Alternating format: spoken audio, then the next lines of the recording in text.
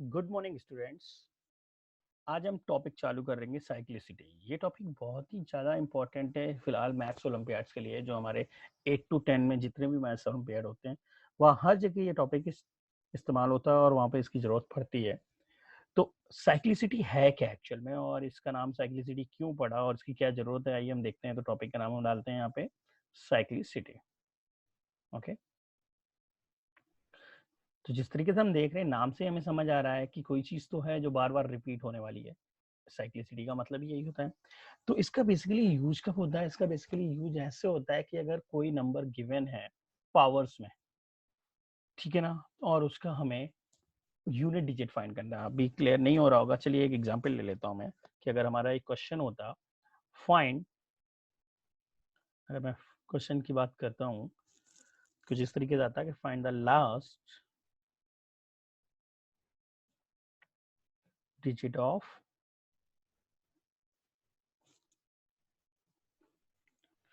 2 की पावर 45। ये हमारा जो नंबर गिवन है 2 की पावर 45, मुझे इसका लास्ट डिजिट फाइंड करना है। अगर इस टाइप का क्वेश्चन आता है तो हम कैसे उसको सॉल्व करेंगे और कैसे क्या ट्रिक होगी जो हमें ये आंसर फाइंड करना पड़ेगा और कैसे निकलेगा इससे। तो उस टॉपिक को जिससे इसकी लास्ट डिजिट फाइंड की जा सकती है उसे हम कहते हैं साइक्लिसिटी। अब बेसिकली ये साइक्लिसिटी क्यों है, चलिए आइए देखते हैं। इसका आंसर हम थोड़ी देर में देते हैं। फिलहाल हम देखते हैं कि ये प्रोसेस है क्या और कैसे हम इसके आंसर्स फाइंड करेंगे। इस क्वेश्चन का आंसर हमें कैसे मिलेगा। तो सिंपल सी बात है, अगर मैं नॉर्मली देखता हूँ कि अगर मैं आपसे कहता कि 2 की पावर 1 किया जाए तो इसकी यूनिट डिजिट क्या आएगी, हम सबको पता है। वापस से अगर देखा जाए 2 की पावर 2 की बात करें तो यूनिट डिजिट कितनी हो जाएगी, 4 हो जाती है। 2 की पावर 3 की बात करें तो यूनिट डिजिट कितनी हो जाती है, 8 हो जाती है।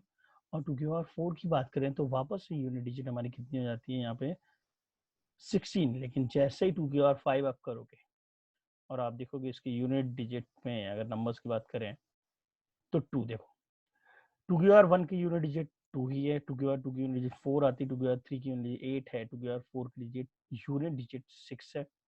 और वापस से जब 2 की पावर 5 की बात आई तो यूनिट डिजिट हमारी हो जाती है 2। इसका मतलब आपने देखा 4 पावर के बाद 2 की पावर अगर कोई आ रही है तो यूनिट डिजिट रिपीट हो रही है। ऐसे वापस से आप आगे बढ़ते जाएंगे तो ये प्रोसेस ऐसे लगातार हर 4 पावर के बाद रिपीट होता रहेगा। यही चीज अगर मैं 3 की बात करता तो 3 की पावर 1 हमारे पास होता है 3, 3 की पावर 2 की बात करते तो हमें मिलता है 9, 3 की पावर 3 की बात करते तो आता है 27, और 3 की पावर 4 की बात आती तो फिर आता है 81। और जैसे हम निकालते 3 की पावर 5 तो ये हमारा हो जाता 243। और वापस से देखो आप, यूनिट डिजिट रिपीट हो गई। आफ्टर 4 डिग्री के 4 पावर के बाद यूनिट डिजिट रिपीट हो रही है। सेम यहाँ भी पहले 2 था और फिर आफ्टर 4 डिजिट पावर के बाद वापस से यूनिट डिजिट रिपीट हो रही है। तो हर 4 पावर के बाद यूनिट डिजिट रिपीट हो रही है। अब इसी तरीके से अगर मैं 4 की बात करूँ तो ये 4 का 1 करोगे तो 4 आता है, 4 का 2 किया तो 16, और जैसे हमने 4 की पावर 3 की तो ये हमारा आ जाता है 64। तो आपने देखा यहाँ पे सिर्फ 2 पावर्स के बाद ही हमारी डिजिट रिपीट हो रही है। तो जो ये जितनी पावर्स के बाद रिपीट हो रही है उस नंबर के लिए वो उसकी साइक्लिसिटी हो जाती है। तो इस तरीके से ऐसे हम सारे जो 1 2 3 4 5 6 इन सब का देखते हैं तो यहाँ से हम एक चार्ट बना सकते हैं कि कितनी और किसकी क्या डिजिट होती है, ठीक है ना। क्योंकि अगर हम ऐसे एक एक करके चेक करेंगे तो हमें सबका मिल जाएगा। जैसे यहाँ पे 4 का मिला है, 3 का मिला है, 2 का मिला है, वैसे 5 का देखेंगे तो 5 में तो सेम रिपीट ही होता है। 5 का और 1 भी 5 होता है, और जैसे आप 2 करेंगे तो वापस से रिपीट 25 होके ये वापस से रिपीट हो रहा है। यानी कि इसकी साइक्लिसिटी 1 हो गई, इसकी साइक्लिसिटी 2 हो गई, इसकी साइक्लिसिटी 4 और इसकी भी साइक्लिसिटी 4।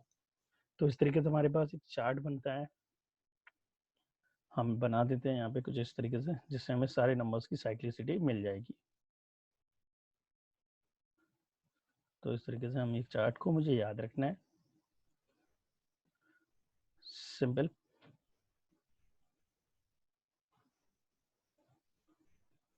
ओके, तो देखो अगर हम यहाँ पे डिजिट लिख देते हैं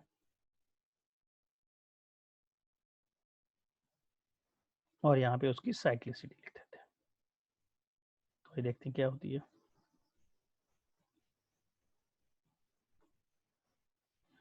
तो अगर डिजिट 2 आएगा तो साइक्लिसिटी कितनी होगी 4, 3 आएगा तो साइक्लिसिटी कितनी होगी 4, 7 आएगा तो साइक्लिसिटी कितनी हो जाएगी 4, और 8 आएगा तो साइक्लिसिटी कितनी हो जाएगी 4। अगर आप चेक करोगे तो यही मिलेगा।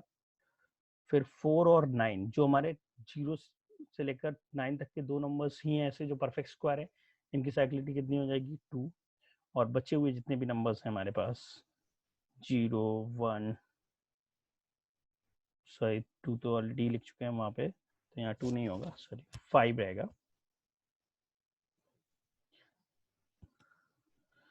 0 1 5 6, इन नंबर्स की साइक्लिसिटी क्या हो जाएगी 1, क्योंकि आप देख रहे हो लगातार रिपीट हो, तुरंत ही रिपीट हो रहा है नेक्स्ट नंबर में। तो ये हमें याद रखना है, इस कॉन्सेप्ट को समझने से पहले हमें हर नंबर की साइक्लिसिटी पता होनी चाहिए। तो याद करने का बड़ा सिंपल सा तरीका है कि जो परफेक्ट स्क्वायर नंबर्स हैं 1 से लेकर 9 के बीच में, उनकी साइक्लिसिटी 2 है। 4 और 9 ही दो परफेक्ट स्क्वायर नंबर है। रिमेनिंग 0 1 5 6 1 ही होता है, क्योंकि इनका सेम मल्टीप्लाइड करके यूनिट डिजिट सेम आती है।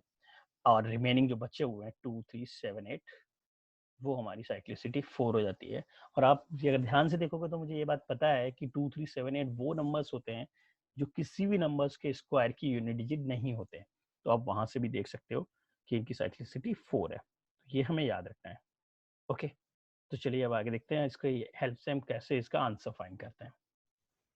ठीक है ना, तो यहाँ तक नॉर्मली आप सब लिख सकते हैं, लिख लीजिए। और अब हम देखते हैं कि हमें ये क्वेश्चन सॉल्व करना है तो कैसे हमें इसका आंसर मिलेगा।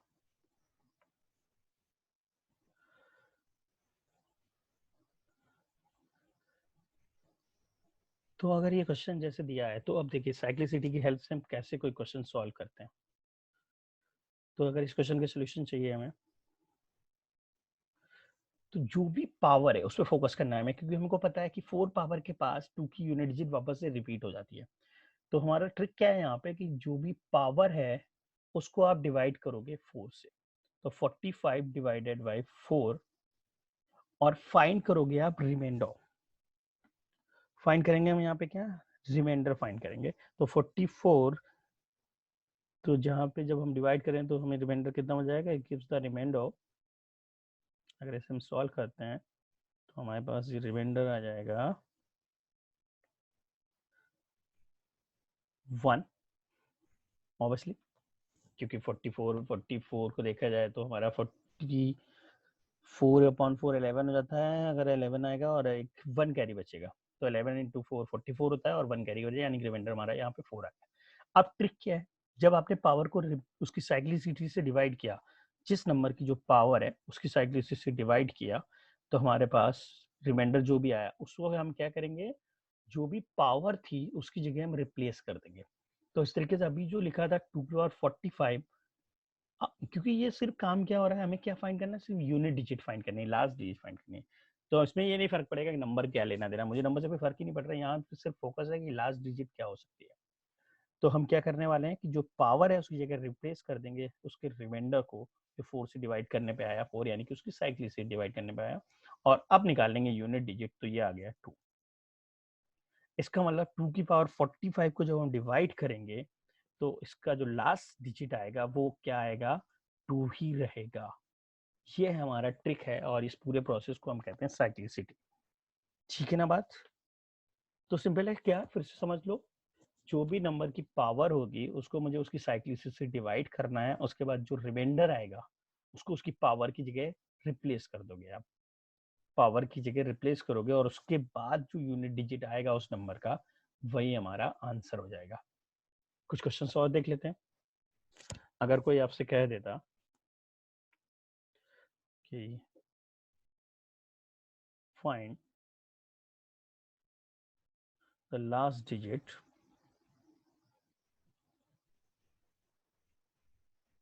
ऑफ 32 की पावर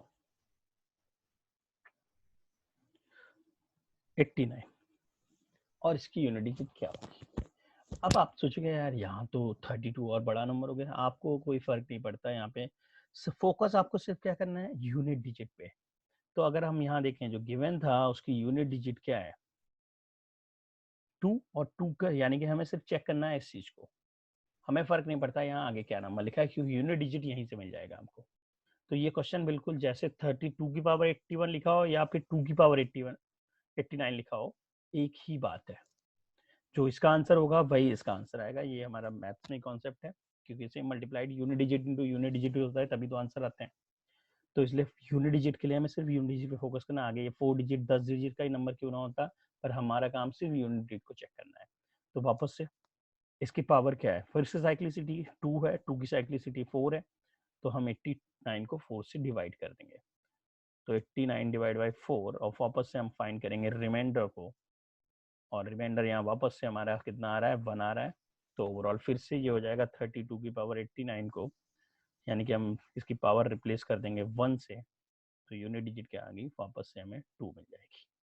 तो इसका यूनिट डिजिट आएगा वो 2 हो जाएगा। ठीक है ना बात? आप अभी समझ गए, आप समझ सकते हैं इस चीज को। आगे हम एक क्वेश्चन और देख लेते हैं किसी और नंबर के साथ।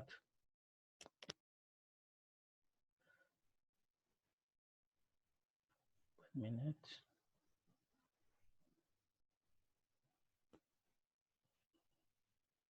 अब कोई अगर आपसे कहता कि फाइंड करना है हमको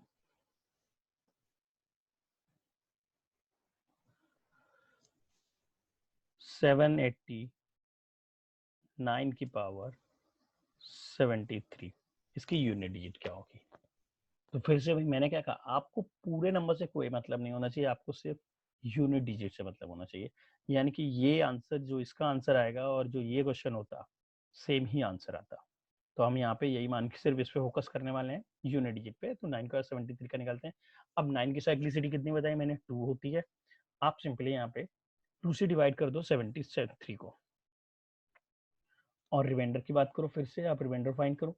तो अगर 2 से डिवाइड करके रिमाइंडर देखा, कुछ लोग क्वेश्चन लिखते नहीं, रिमाइंडर देखा जाए तो रिमाइंडर कितना आ जाएगा, 1। 1 रिमाइंडर आ गया। अब मैंने क्या कहा, जो भी रिमाइंडर आता है उसको हम उसकी पावर से रिप्लेस कर देते हैं, यानी कि ये बढ़ जाएगा 9 पावर 1, और यहाँ से आता है यूनिट डिजिट 9, यानी कि इसका आंसर आएगा 9। इसकी जो लास्ट डिजिट होगी वो 9 ही आएगी, क्योंकि यहाँ रिमाइंडर 1 था, अगर कुछ और आता तो अलग आंसर आता। क्लियर हो गया? अब यहीं से क्वेश्चन पुटअप होता है कि सर ऐसा क्या होगा कि अगर हमारा रिमाइंडर 0 होता तो क्या होता? ऑब्वियसली ऐसा हो सकता था। तो उस केस में देखिए क्या होता है। तो एक क्वेश्चन ही ले लेते हैं हम ऐसा, जैसे कि हमारा क्वेश्चन है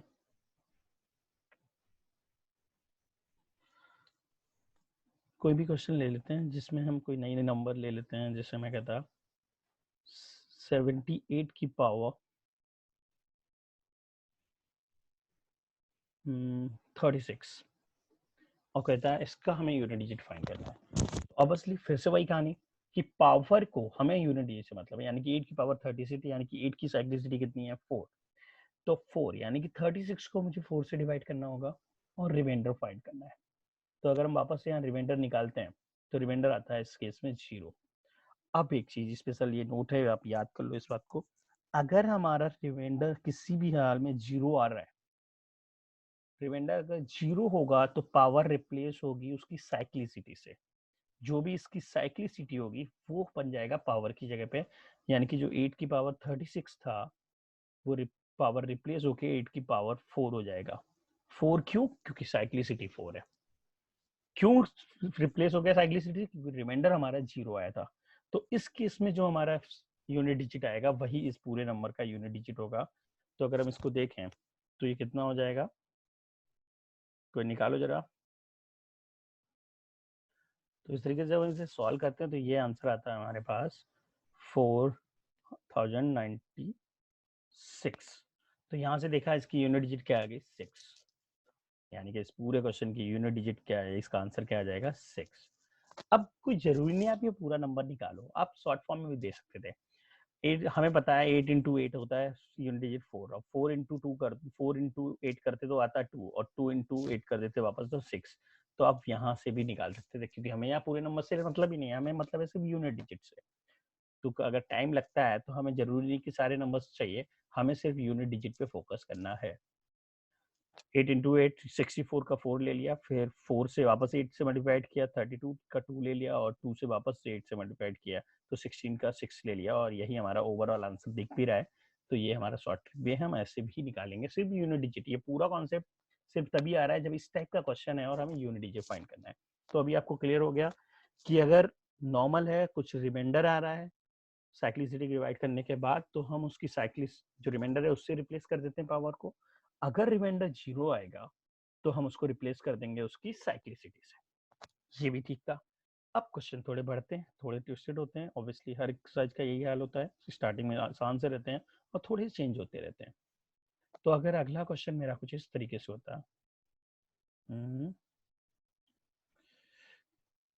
इसी टॉपिक में क्वेश्चन रहता है यहाँ पे, सभी को क्लियर ही हो रहा होगा, ठीक है ना? और नहीं हो रहा तो आप रिपीट करके वापस से देख सकते हैं। तो देखो क्वेश्चन अगर कुछ इस तरीके से होता, 7 की पावर 23 मल्टीप्लाइड 8 की पावर 13 है, और कोई कहता है आपसे आप इसकी साइक्लिसिटी बतानी है, मतलब इसकी लास्ट डिजिट बतानी है, find the last digit of ये पूरा नंबर जो भी है, ये इसका जो रिजल्टेंट आएगा, रिजल्ट आएगा, उसका मुझे लास्ट डिजिट फाइंड करना है। तो इसमें कहोगे सर ये तो बहुत ही बड़ा नंबर हो गया, अभी कैसे होगा? कुछ नहीं, इसका अलग यूनिट डिजिट फाइंड करो, इसका अलग यूनिट डिजिट फाइंड करो, और जो यहाँ ऑपरेटर लगा हुआ है, मल्टीप्लाइड है मल्टीप्लाइड कर दो, प्लस है प्लस कर दो, माइनस है तो माइनस कर दो, और वहां से जो भी यूनिट डिजिट फाइनल आएगी वो हमारा आंसर हो जाएगा। और देखते कैसे। तो नॉर्मल सबसे पहले हम देखते हैं 7 की पावर 23 की यूनिट डिजिट क्या होगी। तो हमें पता है यहाँ साफ साफ दिख रहा है 7 की साइक्लिसिटी भी 4 होती है। जब हमने इसे 4 से डिवाइड किया, 23 को पावर को डिवाइड करना है, ओके। तो हमारे पास रिमाइंडर कितना आ रहा है, यहाँ पे वापस से देखा मैंने, रिमाइंडर कितना आया 3।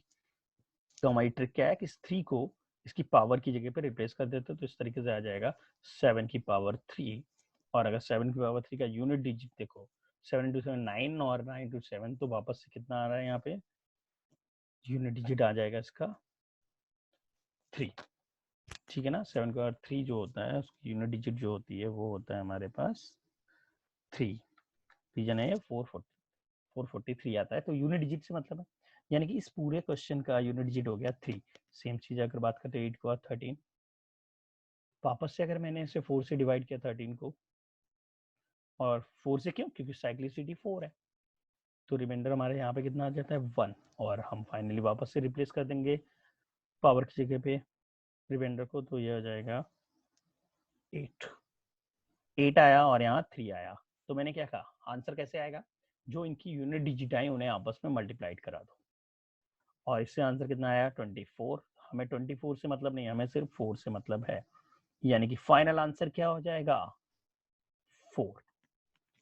क्लियर हुआ सभी को ये लॉजिक?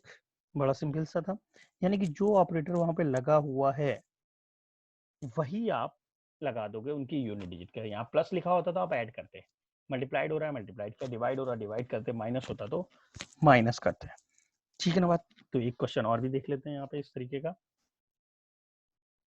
चलिए।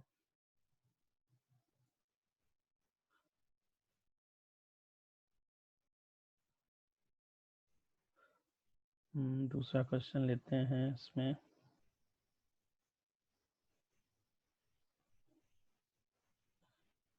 ओके, स्क्रीन में कोई तो प्रॉब्लम हुई है, कोई बात नहीं, क्लियर, ओके डन। तो यहाँ से हमें अगला क्वेश्चन मैं ले रहा हूँ, साइक्लिसिटी निकालनी है 7 की पावर 17 प्लस 7 की पावर 34। इसकी यूनिट डिजिट फाइंड करनी है हमको, लास्ट डिजिट फाइंड करनी है, यूनिट डिजिट यानी कि लास्ट डिजिट। तो देखिए फिर से वही कहानी, हमें चाहिए क्या, रिप्लेस करिए आप वापस से इसको। तो यहाँ से देखा जाए 7 के बाद 17 की बात करें तो फिर से 4 से डिवाइड किया, सेम प्रोसेस। तो ये 17/4, 4 क्यों, क्योंकि साइक्लिसिटी है, तो रिमाइंडर कितना आएगा हमारे पास 1। तो ये बन के आ जाएगा 7 की पावर 1, यानी कि यूनिट डिजिट आ गया 7। इसी तरीके से 7 के बाद 34 की बात की जाए, फिर से हम पावर को डिवाइड करेंगे उसकी साइक्लिसिटी से, रिमाइंडर फाइंड करेंगे, और रिमाइंडर यहाँ से आ जाएगा हमारे पास 2, और ये हो जाएगा 7 की पावर 2, यानी कि यूनिट डिजिट आ गया, ये यूनिट डिजिट है, ओके, यूनिट डिजिट। कंफ्यूज मत होना। तो ये 7 का पावर 49 हो जाता है। 49 पर यूनिट डिजिट क्या है? 9। हमें सिर्फ यूनिट डिजिट से ही मतलब है इस पूरे कॉन्सेप्ट में। तो इस तरीके से दोनों का यूनिट डिजिट आ गया, पर ओवरऑल क्या और देखो एडिशन हो रहा है। तो हम लिख देंगे 7 + 9, आंसर आएगा 16। बट मुझे क्या मतलब है यूनिट डिजिट से, यानी कि इसका आंसर हो गया 6। तो अभी कॉन्सेप्ट क्लियर हुआ कि अगर रिमाइंडर आता है तो वो पावर की जगह रिप्लेस होता है, अगर रिमाइंडर 0 आता है तो उसकी साइक्लिसिटी ही उसकी पावर बन जाती है। ठीक है ना। और बीच में अगर कोई ऑपरेटर है तो इस तरीके से हम उसे सॉल्व कर सकते हैं। ओके, तो इसके बाद इसका नेक्स्ट वीडियो देखते हैं, उसमें हम थोड़े और डिफिकल्टी लेवल पे जाएंगे। तो अभी हम यहीं पे रखते हैं। ठीक है, फिर सभी लोग देखो और समझो और एक नया कॉन्सेप्ट सीखो। चलिए, ओके बाय, ठीक है।